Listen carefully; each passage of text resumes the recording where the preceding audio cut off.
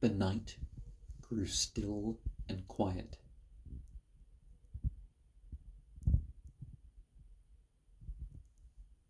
As I said the words for my dusk selection. First, the golden fence appeared.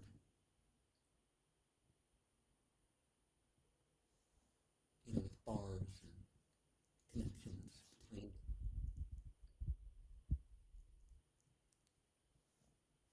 And then the street with square golden bricks. And then there were coins. And then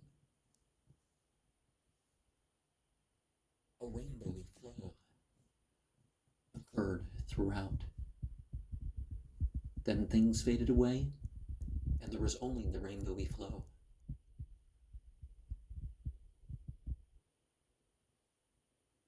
And it built up in the room, and then following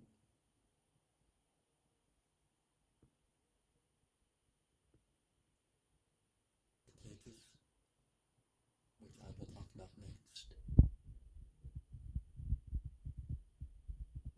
I was in that place with a golden fence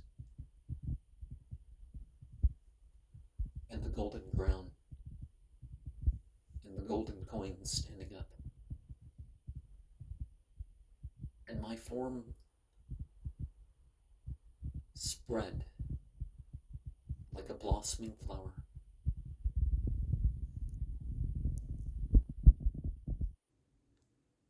Frederick Adams,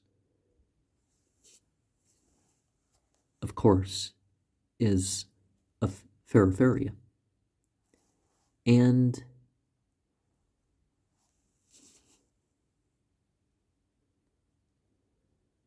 Lady Svetlana is too.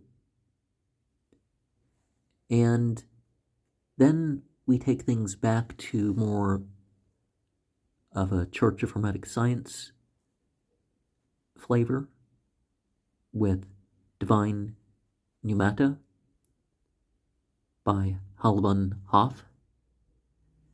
And it's very interesting in fact that it has up, down, right, left, front, back, center as the operator, and then the namer as like the whole sphere.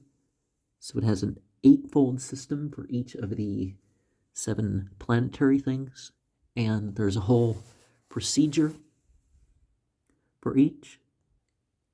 Each has an overriding power.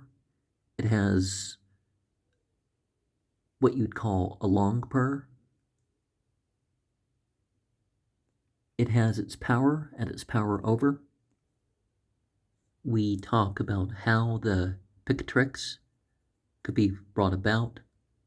I mean, the different manuscripts and it talks about its semi-dark history in Europe, probably because of some stuff that's listed in, like a lot of references to different incenses that are used and certain rituals that contain things that either would have been impossible or would have been like, the head of a young child with a particular hair color and that sort of thing. It could have been just deterrence from anybody studying the rest of the system to the point of, or it could have been code.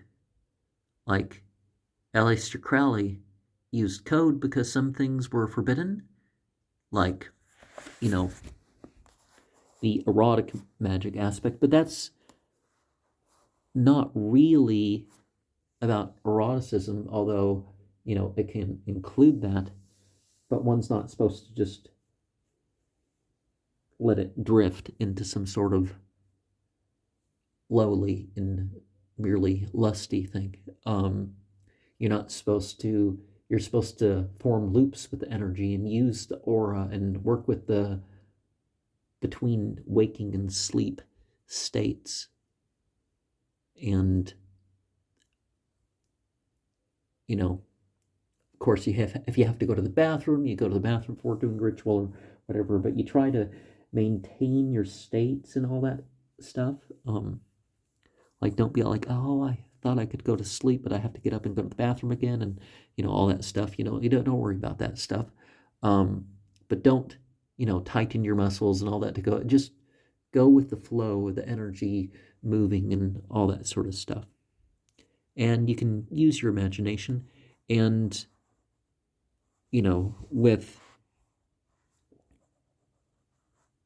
the Hera and Zeus bit, we have some of the aspect of the Jungian process of, here's what this is in this culture and that culture and that culture. Well, once we take it past the Arabic, which was the origin of the Picatrix, we end up understanding it's more than just planets we're talking about. We're talking about entities. We're not just talking about um, weird ways to think about the physical stuff going on. We're talking about something a bit deeper than that. And of course, we talk about how using sacred fires and perhaps sacred times accentuate things, and how ley lines were used, how certain pathways are used not only for the living but for the dead as well. Different energies of voice and colors are important to use.